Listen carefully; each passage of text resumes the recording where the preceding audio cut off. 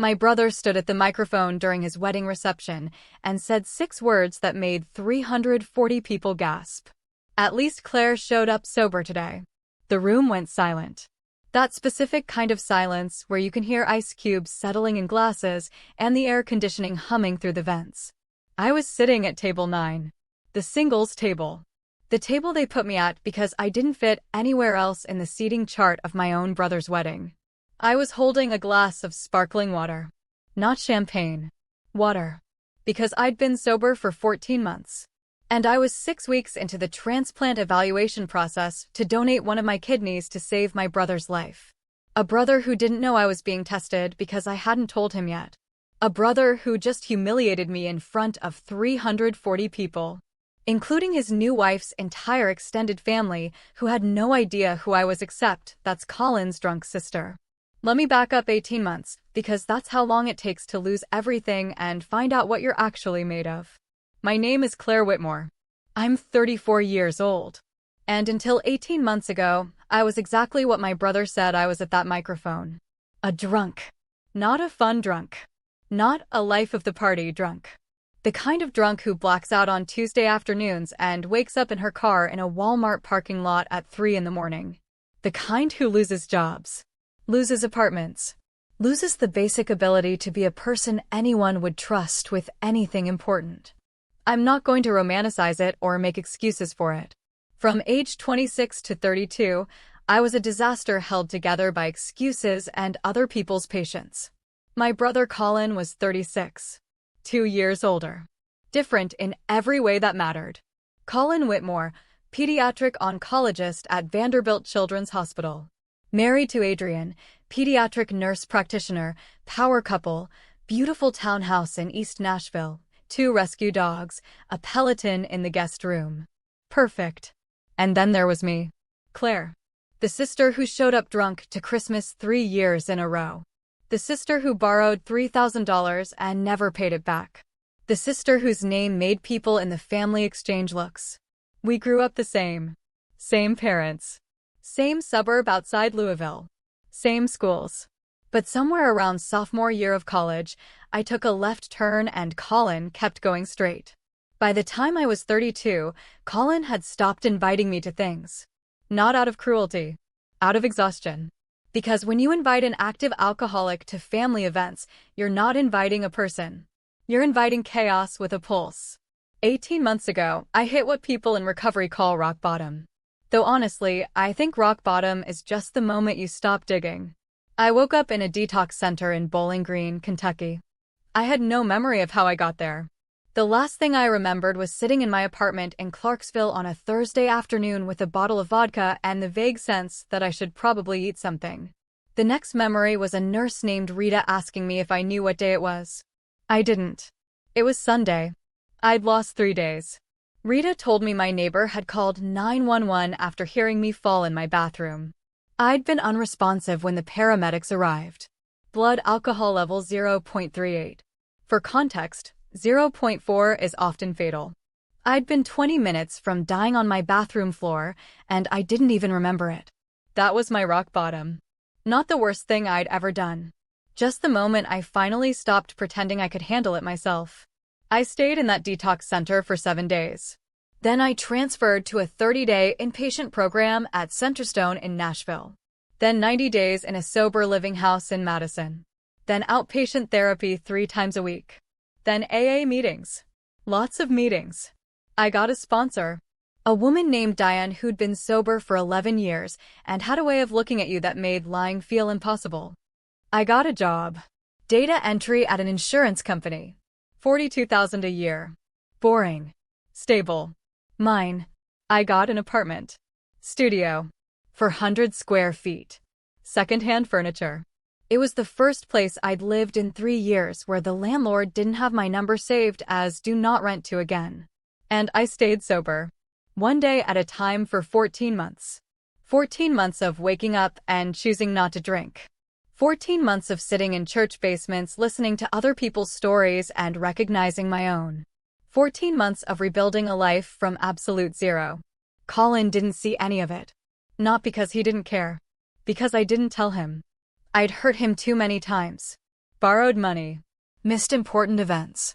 Said terrible things. The last conversation we'd had before I went to detox was him telling me I couldn't come to his engagement party because Adrian's parents would be there and he couldn't risk me making a scene. He was right to say it. I would have made a scene. But it still hurt. So when I got sober, I didn't call him. I didn't send updates. Didn't ask for support. Didn't expect him to believe me. Because the thing about being an alcoholic is that you've already cried wolf 900 times. Nobody believes the 901st time either. I decided I'd prove it first. Show up sober. Stay sober. Earn back the right to be trusted. Then, when I was solid, I'd reach out. Tell him I'd changed. Show him the receipts. Before we continue, please subscribe to Family Secret TV and tell me in the comments where you're watching from and what time it is there. I see everything and your support means the world to me. Thank you. Colin's wedding invitation arrived 11 months into my sobriety. Colin Michael Whitmore and Adrian Rose Patterson request the honor of your presence. I stared at it for 20 minutes. Part of me wanted to throw it away. Pretend I never got it. Protect myself from the inevitable awkwardness. But another part, the part that had been sitting in church basements for 11 months learning how to be a human again, knew I had to go. Not to prove anything to Colin. To prove something to myself. That I could show up. Be present. Not make it about me. So I RSVP'd yes. One guest. Just me. 3 weeks before the wedding, I got a call from my mother. Claire, honey, I need to talk to you about something. Her voice had that careful tone. The one she used when she was about to say something she knew I wouldn't like. Okay. Colin asked me to talk to you about the wedding. I waited. He wants to make sure you're going to be okay. That you're not going to drink. Mom, I've been sober for almost a year. I know, sweetheart. But you understand why he's worried. I did understand. I understood perfectly. I also understood that no amount of sobriety was going to erase the 3 years I spent being unreliable. Tell him I'll be fine. She paused. He also asked if you could maybe not sit with the family during the ceremony. Adrian's family doesn't know about your situation and he doesn't want questions. I closed my eyes. Where does he want me to sit? General seating. Toward the back. My own brother's wedding and I was being seated with strangers. Okay, I said. I understand. And I did. It hurt. But I understood. What my mother didn't tell me, what nobody told me, was that 2 weeks before the wedding, Colin had been diagnosed with stage 4 kidney disease. Polycystic kidney disease. Genetic. Progressive. Irreversible. His kidneys were functioning at 18%. He needed a transplant. And he needed it soon. I didn't know any of this. Not during the wedding planning. Not when I bought my dress. Not when I RSVP'd. I found out 3 days before the wedding. From my mother. In a phone call that started with "I need to tell you something" and ended with me sitting on my apartment floor, ugly, crying into a dish towel. Colin's sick, she said. Really sick. He needs a kidney transplant. The words didn't make sense at first. Colin was healthy. Colin ran marathons. Colin was the person who lectured me about taking care of my body while I was actively destroying mine. How long has he known? 2 months. 2 months. He'd known for 2 months and nobody told me. Why didn't anyone tell me? Honey, you were just getting back on your feet. We didn't want to burden you. Burden me? He's my brother. My mother was quiet for a moment. Claire, we're all being tested. The whole family. Parents, cousins, everyone. We'll find a match. I'm getting tested too. I don't think that's a good idea. Why not? Because of your history. The drinking. They probably won't even let you donate. I'll let them tell me that. I called Vanderbilt Medical Center the next morning. Spoke to a transplant coordinator named Beth. I want to be tested as a kidney donor for my brother, Colin Whitmore. She pulled up his file. Are you a blood relative? Yes. Sister. Okay. I need to let you know the evaluation process is extensive. Medical history, psychological evaluation, blood work, imaging. It takes about 3 months. I understand. She paused. I see here that several family members are already in the evaluation process. I know. I still want to be tested. There was something in her voice. Careful. Professional. Miss Whitmore, I need to ask. Do you have any history of substance abuse? I was quiet for a moment. Then I told her the truth. Yes, alcohol. But I've been sober for 14 months. That's important information. It doesn't automatically disqualify you, but it will be part of the evaluation. We'll need documentation from your treatment program and your current support system. I have all of that. Good. Let's start the process. I didn't tell Colin. I didn't tell anyone except Diane, my sponsor. She asked me why I wanted to do this. Because he's my brother, I said. She gave me that look. The one that meant, try again. Because I owe him. Do you? I've spent the last 3 years being a disaster. This is something I can actually do. Something that matters. Diane was quiet for a long moment. Claire, donating a kidney is not an amends. It's major surgery. Life-altering. You can't do this to earn back his love. I'm not. Are you sure? I wasn't sure. But I said yes anyway. The evaluation process was exactly as extensive as Beth said it would be. Blood work. Tissue typing. Cross-matching. Antibody screening. Physical exam. Chest x-ray. EKG. CT scan of my kidneys. Psychological evaluation with Dr. Morrison, a transplant psychiatrist who asked me about my sobriety, my support system, my motivations. She asked the same question Diane asked. Are you doing this out of guilt? Maybe partly, I said. But also because I can. Because I'm healthy now. Because he needs it and I have too. She made notes. The good news, she said, is that your sobriety is well documented. 14 months with consistent AA attendance, regular therapy, stable employment. That's strong. Will it disqualify me? Not automatically. But the transplant team will want to be confident you can maintain sobriety post-surgery. Recovery from donation is challenging. Pain management is an issue for people with substance abuse history. I can handle it. She smiled slightly. I believe you. But you'll need to prove it to the team. By the time Colin's wedding arrived, I was 6 weeks into the evaluation. I'd passed the initial blood work, the tissue typing, the antibody screening. I was a preliminary match. Not perfect, but compatible. The CT scan was scheduled for the week after the wedding. If that came back clean, I'd move to the final evaluation phase. But I still hadn't told Colin, because part of me wanted to wait until I was certain, until I knew I could actually do this. And part of me was terrified he'd tell me not to bother. The wedding was at a venue called CJ's off the square in Franklin, Tennessee. Beautiful. Expensive. The kind of place that has a separate coordinator just for the flowers. I arrived 30 minutes early wearing a navy dress I'd bought at Target and shoes that were already hurting my feet. The ceremony was outside. White chairs arranged in perfect rows. String lights in the trees. A string quartet playing something classical I didn't recognize. I found my seat in the back. General seating.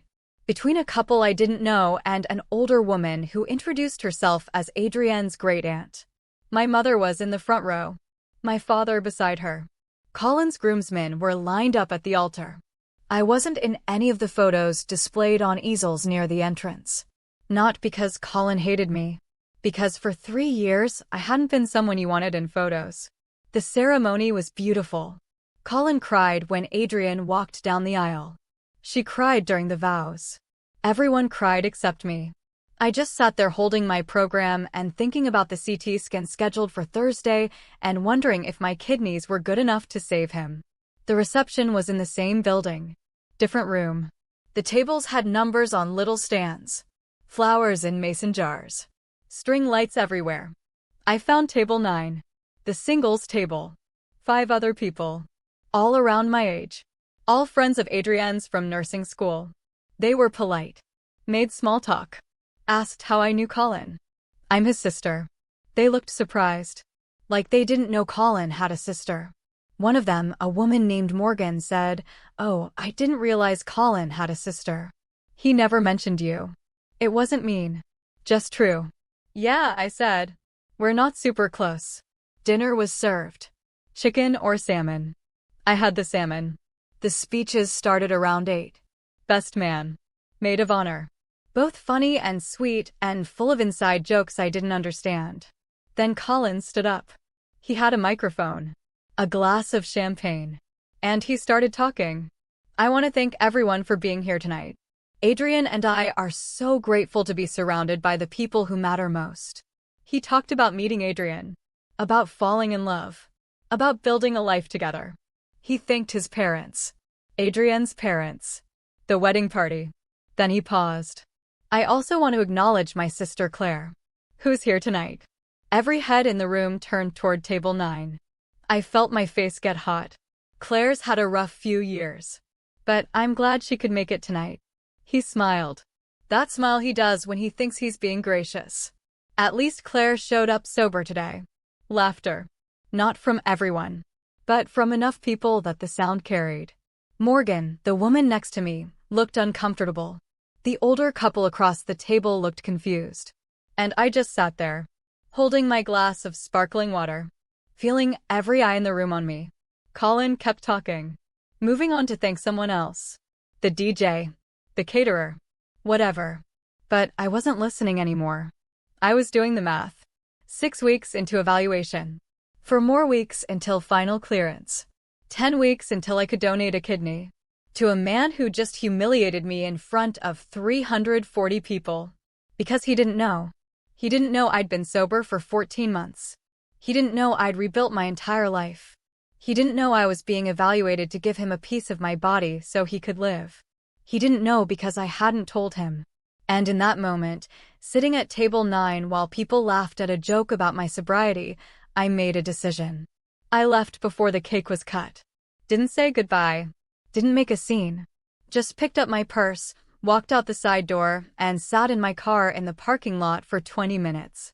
Then I drove home to my 400-square-foot apartment and called Diane. She answered on the second ring. How was the wedding? I told her everything. The table placement, the speech, the laughter. When I finished, she was quiet for a moment. What are you going to do? I don't know. Yes, you do. I'm still getting tested.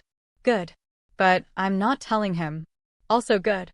Diane, he just humiliated me in front of his entire wedding. And you're still going to save his life. That's not weakness, Claire. That's strength. The CT scan happened the following Thursday. I lay in a machine for 45 minutes while it took pictures of my kidneys from every possible angle. The results came back 3 days later. Both kidneys healthy. Normal size. No cysts. No abnormalities. Perfect for donation. Beth, the transplant coordinator, called me personally. Claire, you're an excellent match. Better than we expected. If you want to proceed, we can schedule the final evaluation phase. How long until I can donate? If everything checks out, about 6 weeks. I'm in. I didn't tell Colin. I didn't tell my parents. I told Diane. I told my therapist. I told exactly 2 people. Because here's what I'd learned in 14 months of sobriety. You can't control how other people see you. You can only control what you do. And what I was going to do was save my brother's life. Not because he deserved it. Not because he appreciated me. Because I could. And because it was the right thing to do. Even if he never knew until it was already done. The final evaluation took 3 weeks. More blood work. More psychological screening. Meetings with the transplant surgeon, Dr. Patel. She explained the risks. The recovery time.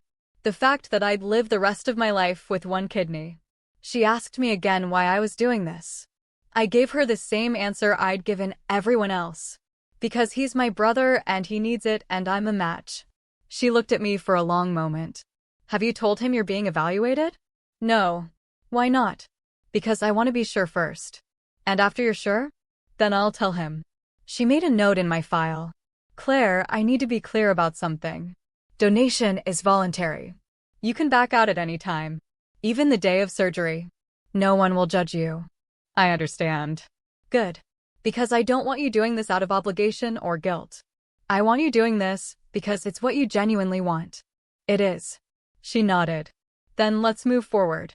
The surgery was scheduled for December 12th. 8 weeks after Colin's wedding. I still hadn't told him. But my mother knew. She found out because the transplant team required family medical history and contacted her for information. She called me the day after she got the call. Claire, are you seriously doing this? Yes. Why didn't you tell us? Because I wanted to make sure I could actually do it first. Honey, this is major surgery. You're giving up a kidney. I'm aware. Does Colin know? Not yet. You need to tell him. I will. When I'm ready. She was quiet for a moment. Claire, I need you to understand something. Colin is proud. If he finds out you're doing this, he might refuse. Then I won't tell him until it's too late to refuse. That's not fair. Mom, neither is humiliating me at his wedding. Neither is not telling me he was sick for 2 months. Neither is seating me at the back of the ceremony like I'm a stranger. She started to say something, then stopped. You're really going to do this? Yes. Okay. She paused. I'm proud of you. Those 3 words. I'd been waiting 14 months to hear them. I told Colin 6 days before the surgery. Not by choice. By necessity. Because the transplant team required him to attend a pre-surgery meeting where they'd disclose the donor's identity. It was hospital policy. So I called him. He answered on the 3rd ring. Claire. Hey, what's up? I need to talk to you about something. Okay. I've been going through the transplant evaluation process. I'm your donor. Surgery is scheduled for December 12th. Silence. Complete, total silence. I could hear him breathing. Colin? You're kidding. I'm not. You can't donate a kidney. You were. I was an alcoholic. I know. But I've been sober for 16 months. I passed all the medical evaluations. I'm a perfect match. More silence. Why would you do this? Because you need it and I have too. Claire, I can't let you do this. You don't get to decide. I already did. No. I'll find another donor. There is no other donor, Colin. Mom and Dad aren't matches. Your cousins aren't matches. I'm it. His voice cracked. I don't deserve this. I know. The line went quiet. Then he started crying. Not loud. Just quiet, broken sounds. I humiliated you at my wedding. Yes, you did. I said terrible things. Yes, you did. And you're still doing this. Yes. Why? Because you're my brother. I paused. And because I can. If you've made it this far, hit that like button if you think Colin needed to hear the truth. And if you haven't subscribed yet, what are you waiting for? I've got more stories where this came from. Trust me. Now, let's finish this. Colin tried to stop the surgery. He called the transplant team. Said he wanted to wait for another donor. Dr. Patel called me. Your brother is having second thoughts. I'm not. Are you sure about this, Claire? Because if you have any doubts. I don't. She paused. He feels guilty. Good. He should. She almost laughed. You're cleared for surgery. December 12th at 6 a.m. We'll see you then. The night before surgery, Colin came to my apartment. I'd never had him there before. He stood in my 400 square feet of secondhand furniture and looked around like he was seeing me for the first time.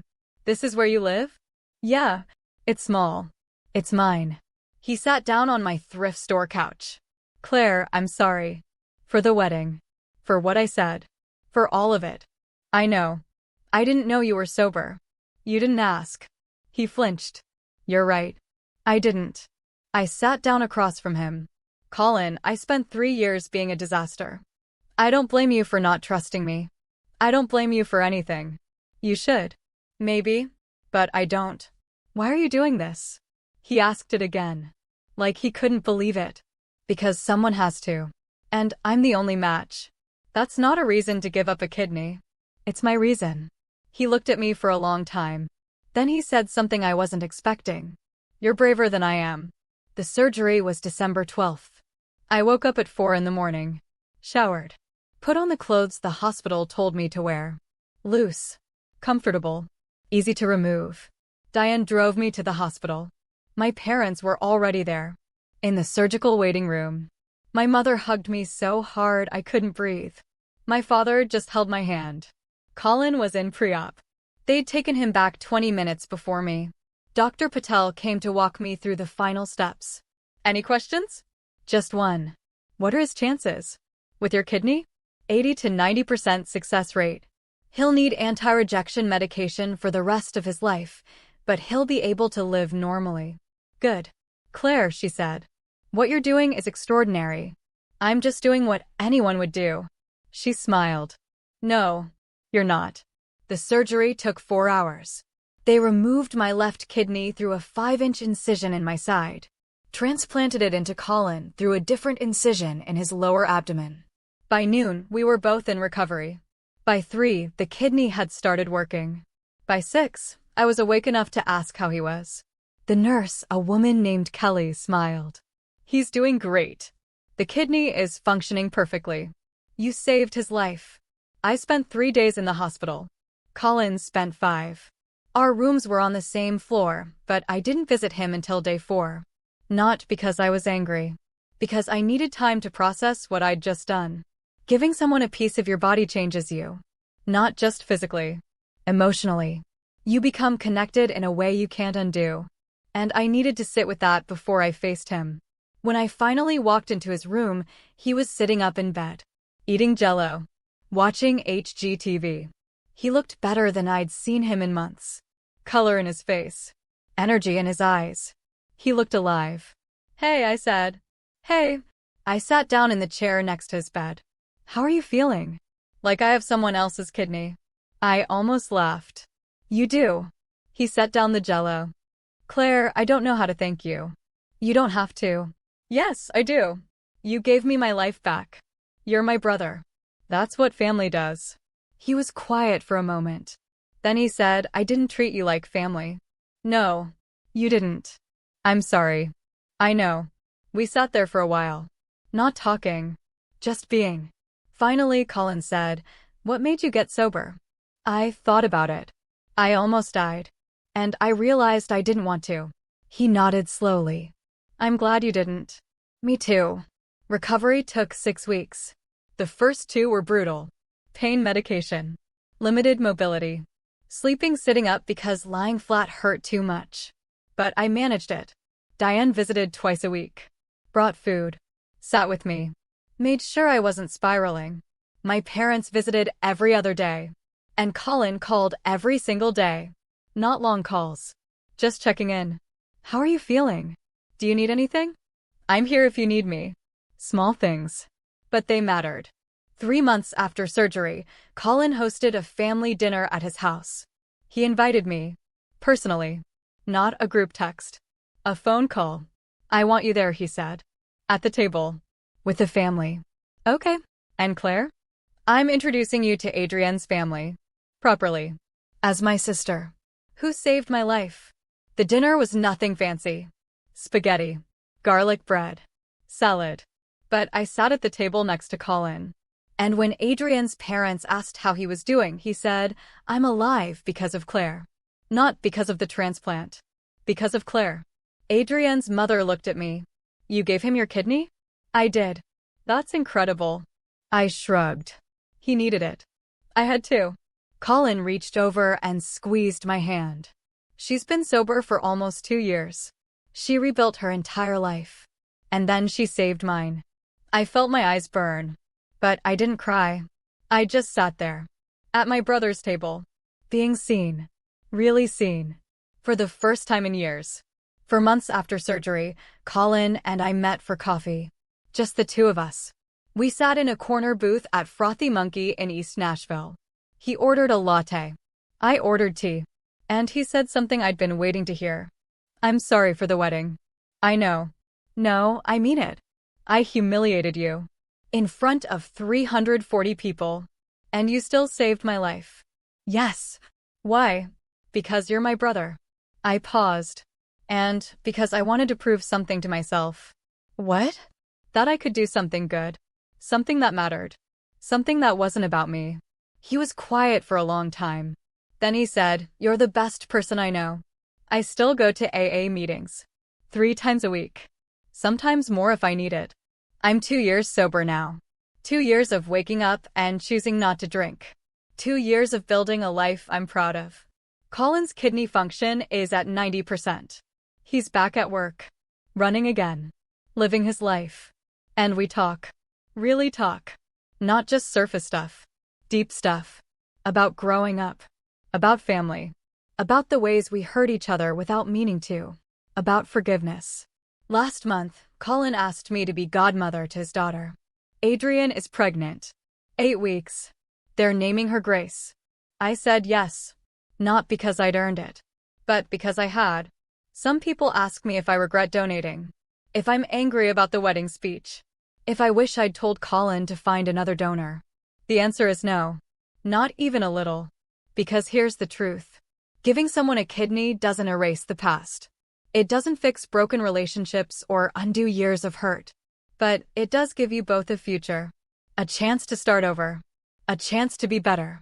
My grandmother used to say something I didn't understand until now. Love isn't what you say. It's what you do when no one's watching. I donated a kidney when my brother thought I was still a drunk, when he'd humiliated me in public, when he didn't believe I was capable of anything good. I did it anyway, not because he deserved it, but because I could. And because love, real love, isn't conditional. It's not transactional. It's just showing up, even when it's hard, even when it hurts, even when the person you're saving doesn't know you're the one doing the saving.